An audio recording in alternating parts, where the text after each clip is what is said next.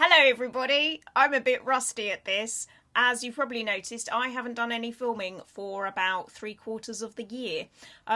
There are reasons and excuses which I may or may not choose to share, but for now, I'm here, gradually remembering how I do this. So for today's agenda is I am answering some questions, some FAQs about our hypnotherapy training. And the reason why I'm doing this now is I've literally just completed the 45th day of training for the year. And the very last course I taught was the third part of our hypnotherapy diploma course. So it's kind of relevant. And the very first course that I will be teaching when I come back to training in 2025 at the tail end of January is going to be our hypnotherapy diploma course, and I would love for you to be there. So here are some frequently asked questions about the hypnotherapy training, and most importantly, the answers. So question number one, do you get many hypnotherapy clients? Well, here's the thing. I started out as a hypnotherapist, so I was using hypnotherapy more comfortably than NLP in the very beginning. The course that I did back in 2004 was a hypnotherapy and NLP course combined, but I really didn't feel like I'd got the NLP bit down, so I ended up retraining in that a little bit later. So I started out with hypnotherapy and I got more comfortable with that more quickly. The other thing is, which I'll probably end up coming to in one of these later questions, is around the difference in the market and the number of people that are looking for hypnotherapy versus the number of people looking for NLP.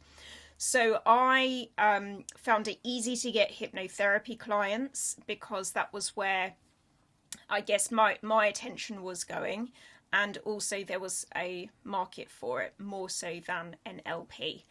Now, that being said, as a therapist, I enjoy the interaction that I get from delivering NLP sessions. So I get lots of hypnotherapy clients, so people who initially inquire about hypnotherapy, but I might turn them and I might turn them into NLP or DBT clients, or one of the other modalities that I offer.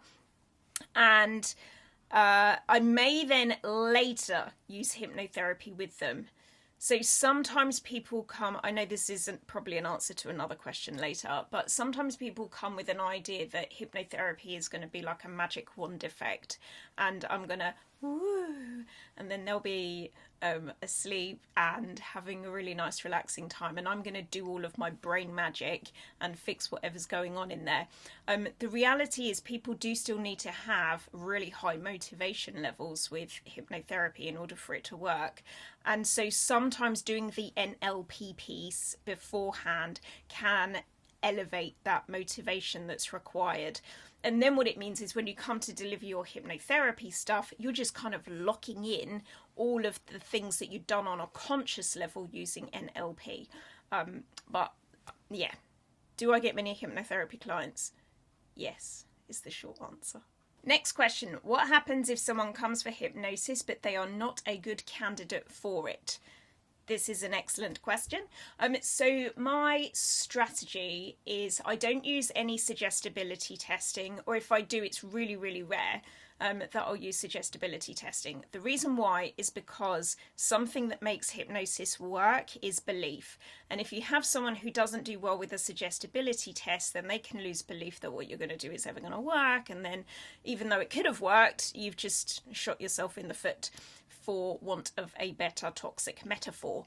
So my suggestion is that if you, as you become more skillful at being a hypnotherapist, your senses will tell you whether someone is going to be a good candidate for it or not, because you'll just know from things like their focus and interaction with you, their open-mindedness, other things that you might do that allude to their levels of suggestibility. So if they're not a good candidate for hypnosis, I'm certainly more likely to offer them sessions around neuro-linguistic programming or psychology-based stuff, some strategies from dialectical behavior therapy, or something else that I do. So in that way, I'm still keeping the client and I'm still helping them to resolve their problem, but we're perhaps picking something different out of the toolbox in order to be able to do it. It can sometimes be the case that someone is not a good candidate for hypnotherapy, or appears not to be, simply because they're super anxious about it. Because let's face it, it's weird. You know, you're going to someone's workplace, spilling the beans about your problem, and then closing your eyes whilst you're still in the room with them and having them talk to you. And it's a peculiar experience, you know, for people that haven't been through it before. They might have some really outdated ideas about what the session's going to look like. They may be waiting for you to sort of, you know, reach inside your inside pocket and pull out the swinging watch, and that's not it, right? So sometimes it's an ease thing. We just need to build our rapport more, get them feeling more at ease. Sometimes it's a misinformation thing that can be an issue, so we need to educate them better before we go ahead and do the session. Sometimes we need to work on some of their conscious functioning, help them to develop better beliefs before we go ahead and do the hypnotherapy. So there's a few reasons why someone wouldn't be a good candidate for it. We first need to establish what their reason is for not being a good candidate, and then we can decide whether ultimately we are going to do hypnosis, but we need to do some other stuff first, or whether we just need to do the other stuff instead. Can you charge more for hypnotherapy than NLP? I mean, you could, but why? You know, it's a bit like saying, is salt worth more than pepper?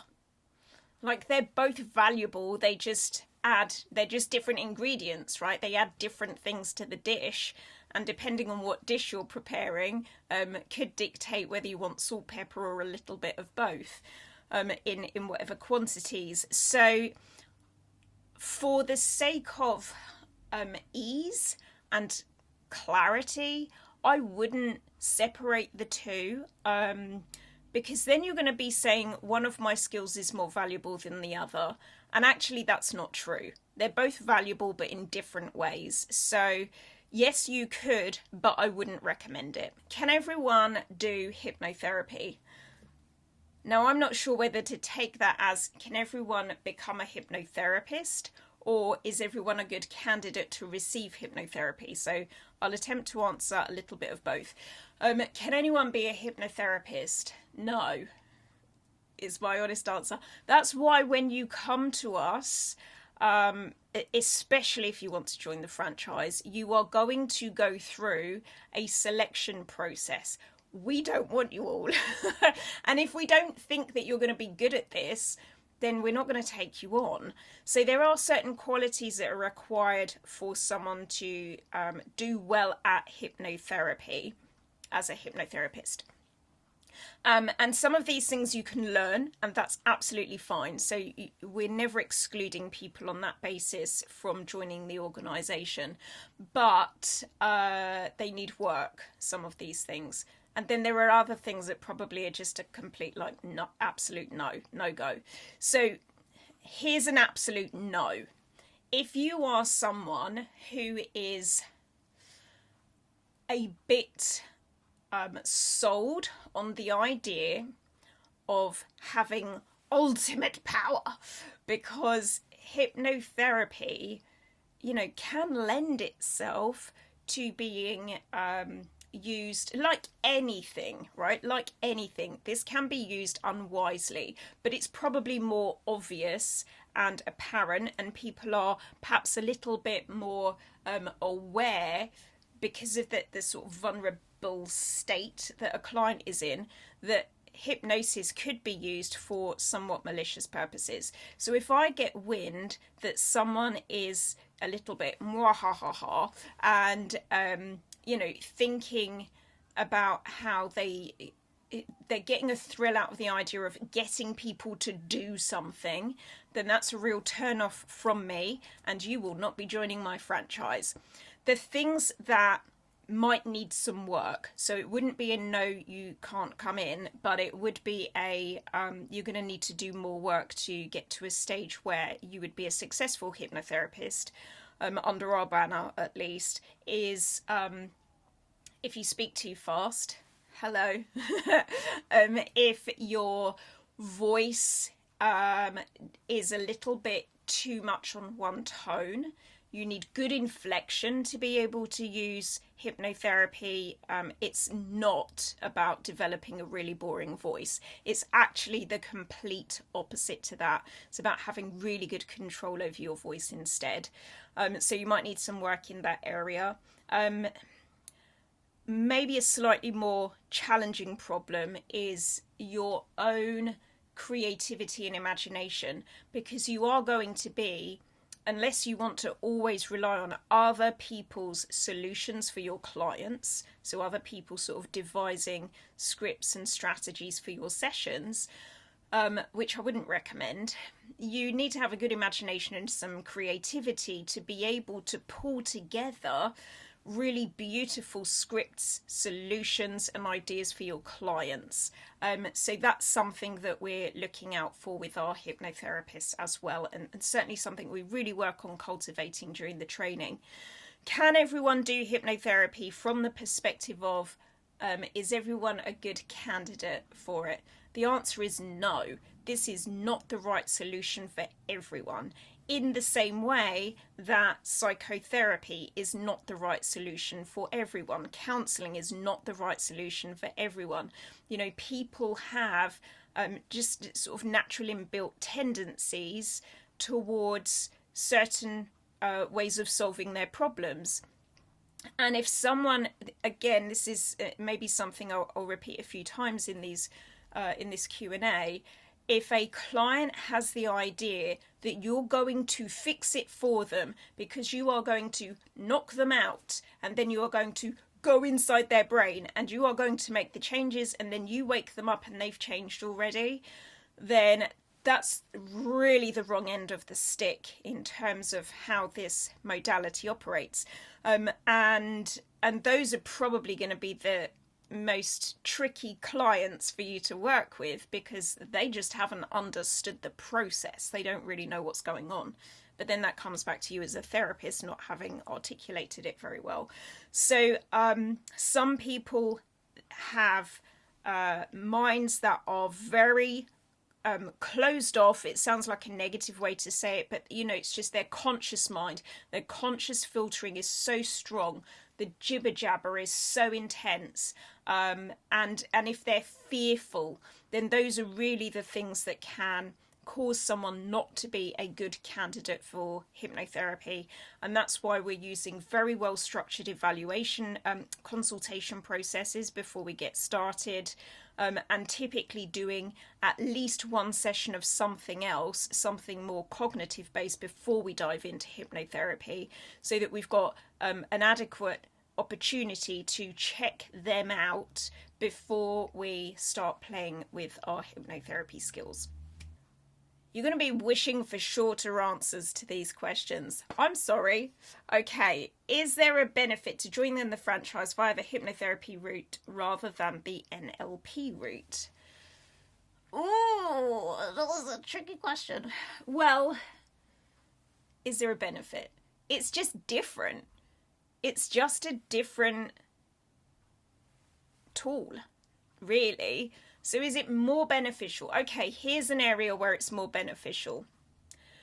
More of the general public have heard of hypnotherapy than have heard about NLP.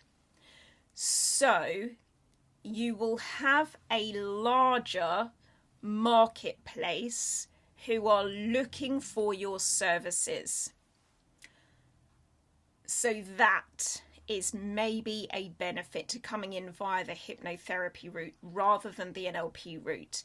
It's easier to talk about what you're doing and to get people's interest in what you're doing, because they have some vague idea about what it is that you do. Whereas as an NLP practitioner, no one's going to know what you are talking about when you say it's NLP. So we have to sort of, use our branding and talk about what we do in a slightly different way with NLP. With NLP, we might say, I'm a coach, I'm a therapist, but we don't go into the specifics of the modality that we're using, because, people will just draw a blank as you do that. So for the NLPers, that doesn't hold them back, because it just means they're having to communicate in a slightly more sophisticated and intelligent way to get clients interested in what they're doing and to, pop up in the right places on a Google search. Whereas with a hypnotherapist, it kind of, you can just tell it as it is, exactly as it is, and be found on the Google searches for saying, I'm a hypnotherapist. So, that I would say is potentially a benefit. The marketplace for hypnotherapy is bigger, more vast, more widely known than NLP is. Okay, this is a good question. Are there any spiritual or religious restrictions around hypnotherapy? Yes, there are. So, I don't want to say in some religions. I think it's perhaps more related to how religious within your religion are you, because there are certain branches of Christianity that have discomfort around hypnotherapy. There are certain instances in which I have worked with people from the Muslim faith who have or believe that there are restrictions around hypnotherapy. So for you to train as a hypnotherapist, if I look at it from that perspective, speak to your priest, rabbi, whoever it may be, speak to your spiritual leaders to make sure that it's going to ethically fit for you. I once had a client who came to see me for weight loss sessions using hypnotherapy, who was a vicar and came in, I don't know what we call this, the full vicarage thing going on. And so I was quite surprised because I didn't know, firstly, if hypnotherapy was suitable for someone of that faith. But I was also quite surprised because I'd never worked with a vicar before. So when she came in and we did the consultation and I went all the way through it, and then at the very end I said, I'm curious because, I've talked to people before who have had challenges with the idea of using hypnotherapy to help them due to religious reasons, because their faith would hold them back from doing it. And she said, oh, no, it's absolutely fine. And then I suddenly had this moment of anxiety and I said, but have you checked? And she said, yeah, I've checked. And I went, and it was all okay? And she went, yeah, it was all okay. What topics do you teach on training? We obviously start out with the basics around what hypnotherapy is. So we do the history of hypnosis. Then we go into the how does it work? And then we go into the stuff that can be challenging around it. For example, abreactions that people might experience. We look at specific health-related subject areas such as smoking, weight loss, anxiety are probably some of the ones that we go into in some detail. Then you get to explore some common problems that you're interested in as a niche for your business. So then we'll do some work specifically for you on that. We also look at age regression, past life regression, and then the rest of it's really the techniques and the strategies that we're using. So things like double binds, double inductions, embedded commands, intonation patterns around direct and indirect suggestions, open loops. All of these sorts of things are strategies that we use to create really good hypnosis sessions and scripts that we might want to sort of repurpose and reuse later, or sell to our friends. And then I guess the other thing I would say, if you wanted a little bit of an introduction into the content and some of those techniques that I've mentioned with strange names, get my book, because creating trance and hypnosis scripts is, I think, about like 13 years old now, that book, and it's sold the world over, and it's been translated into different languages as well. It's sold in other countries, so that would definitely give you a bit of an intro as to what you'll be coming along to when you come to the hypnotherapy training.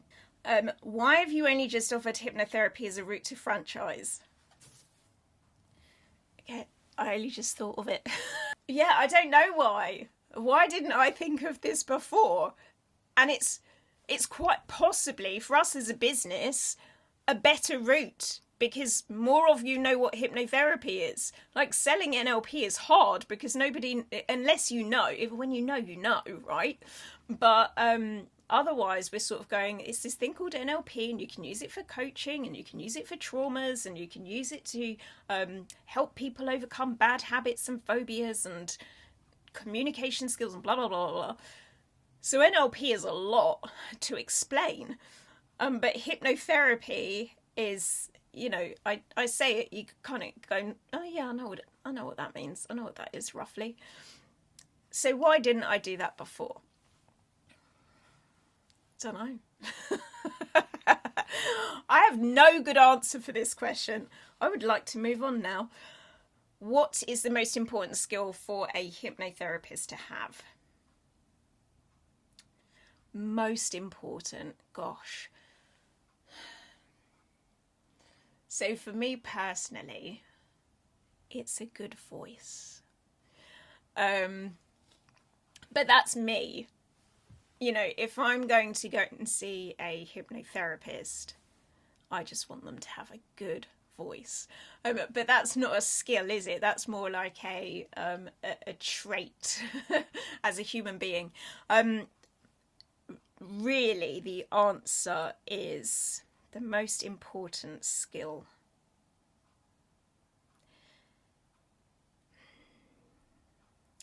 Being able to creatively problem solve. You have to be a problem solver. You just have to be really, when I say positive, I don't mean the happy clappy kind of positive. I mean more so the expectation, the absolute belief that even if you don't know how they're going to do it, that your client can solve their problem. That is a skill. It is a skill that not everybody has, and even those that have it don't have it all of the time. Trust me, there have been times when I've worked with a client and gone, I have no idea how I'm finding my way through this. I don't know how we solve this problem. And I have to get myself out of that state super quick, because you have to have just as much, if not more, faith in your client than they have in you. So you have to really believe in people's ability to change and improve and to solve their problems. And actually, I would apply that to every challenge you will come across in your business, because if you can do this for your clients, you can apply that same skill in lots of other useful and important areas of your life, and running your business is going to be one of them. And I can honestly say there have been times in running my businesses, because I have 5 of them, where there's been a challenge. You just sort of go like drama way too quickly.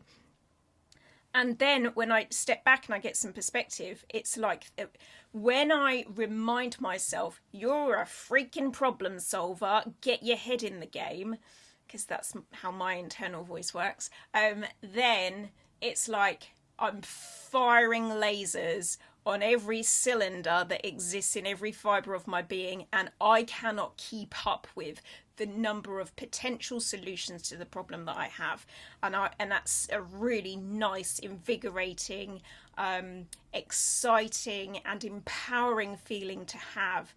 And that's what you want to get really good at when it comes to working with your clients, so that you are constantly providing them with a source of optimism and belief. How much is it? It's £9,000 in total, because it's broken into 3 parts. So you can do just part 1 at £3,000.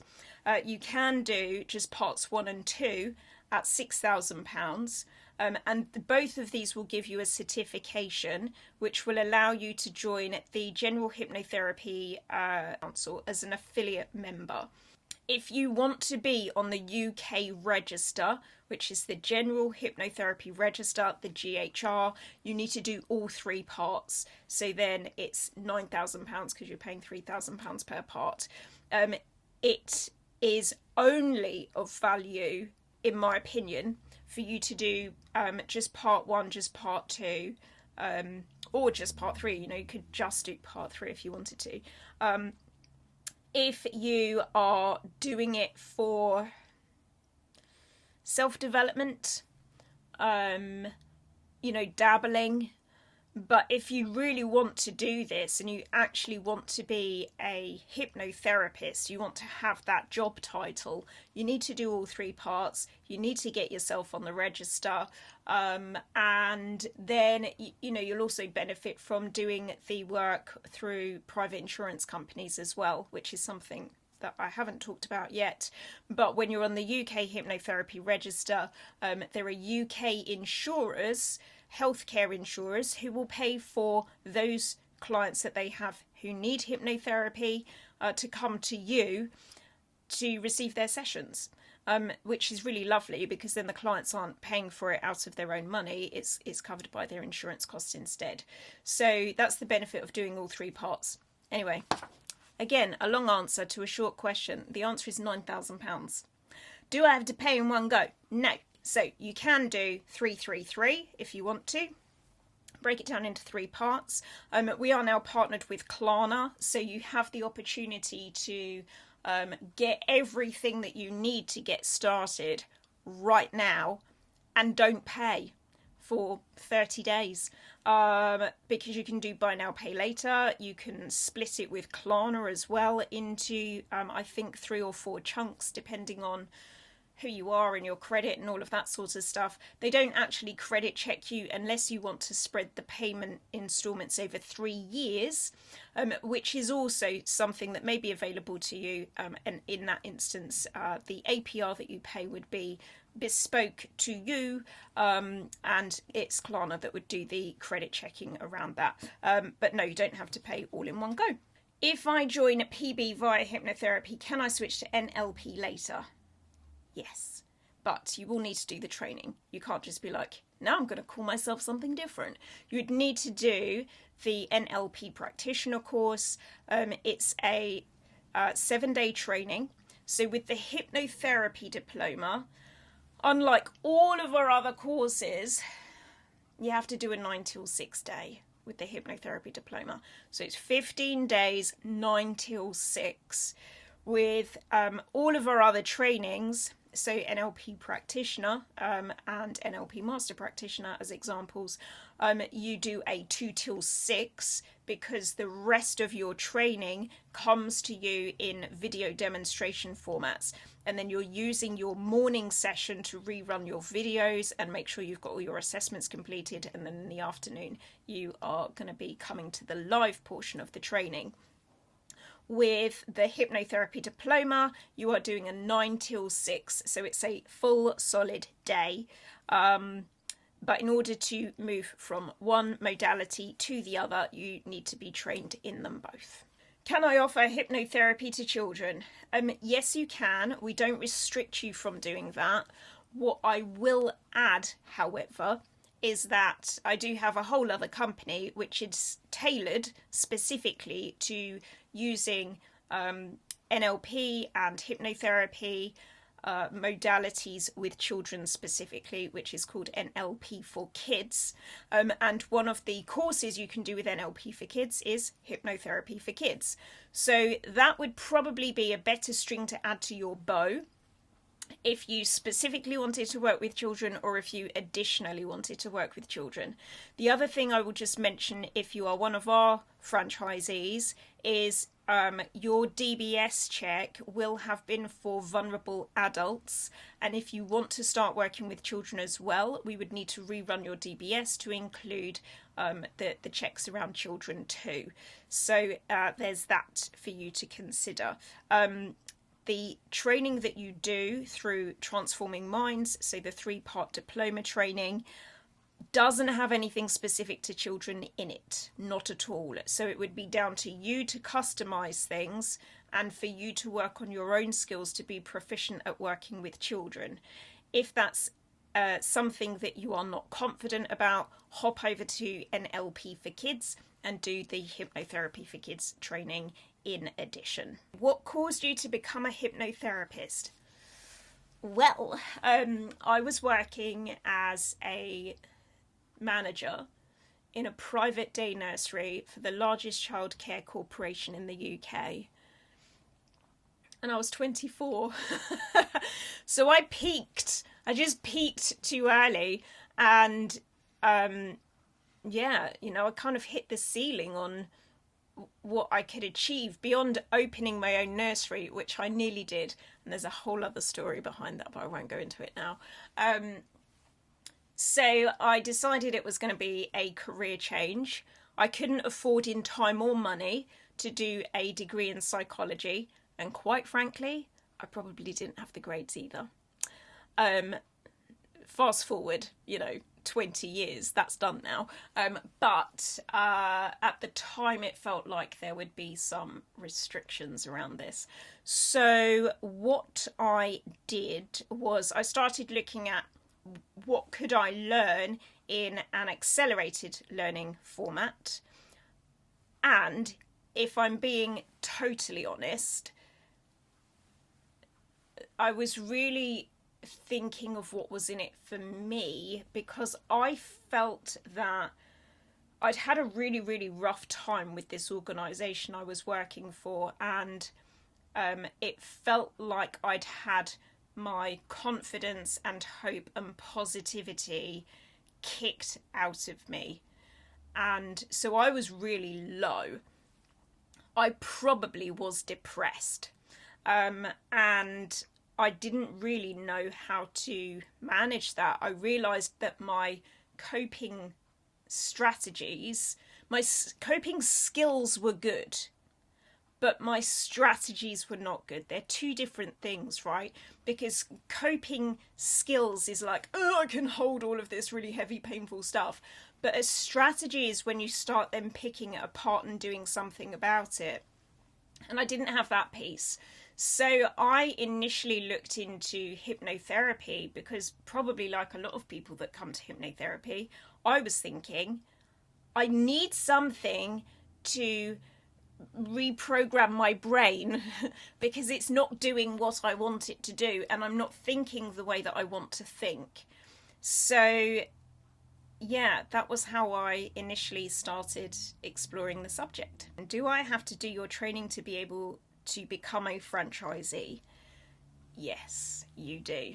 There is no way I am signing a contract to have a 5-year relationship with someone without a few first dates. That's just not how it's going to go. So yes, you need to come to training, because part of what happens on the training is I'm still vetting you.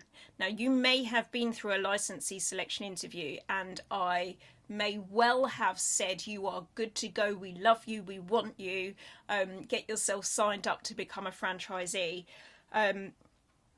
And yet, I've still got a kind of ripcord on the training that I can pull if I want or need to. And that is rare. It very, very, very rarely happens. But, we have had people who are on the training, I'm just going to download some of my, what's the word? Like the things that really irritate me. So some of my most frustrating delegates in the past. People who show up to training in a car. Like, they're on training, but they're doing it in the car whilst the car is travelling because they're going on a holiday or something like that. So they're on a mobile device which is jumping around all over the place. And I'm trying to teach that. That's like, hey, I may have promised you a license. I'm unpromising it at that point in time. People who show up late and leave early. People who don't do the homework. You need to get a percentage of the assessments done before you come onto NLP practitioner training. But hypnotherapy doesn't have the same structure. You have homework in between the assessments. You have homework in between your training instead.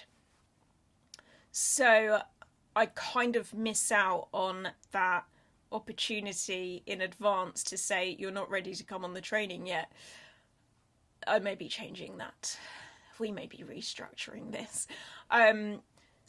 If someone comes on the training and they're just difficult, you've got to be able to get on with the rest of my team. You just have. Because if you are not a team player, if you rub people the wrong way, I will be sending you off to do some work on yourself. You will not be crossing the threshold and entering into my organisation. It just won't happen. So, I don't even remember what the question was now because I've got a bee in my bonnet. Do I have to do your training to become a franchisee? Yes, you do. You have to do the training to be a franchisee because I need to know that you're really, really good at this. And if you're going to be representing my organisation, then I need to have seen it with my own eyes for 15 days. You need to demonstrate to me that you are worthy of holding my branding in your heart. And that is why. That sounded so dramatic. Next question, what is the training process like? So the current training process for hypnotherapy is you get a manual in the post with a USB with some videos. You get access to an online platform which has further videos and your assessments built in. And then some additional homework tasks that you do. So that's all the bit that happens before you come to the training. You don't have to, at this moment in time, you don't have to do any pre-course study. But I really, really recommend you do, because otherwise you will be lost on day one. So you want to start working through the materials. And what else? So then you do 5 days live training, 9 till 6. It takes place on Zoom. You do a block of 5 days. So it's Monday to Friday. And then we take usually 3 to 4 weeks off. And then we come back and we do part 2. So you'll do TFM 1, Transforming Minds 1. Have a break. Then you'll come back. You'll do TFM 2. Have a break, come back, you do the final and third part, TFM 3.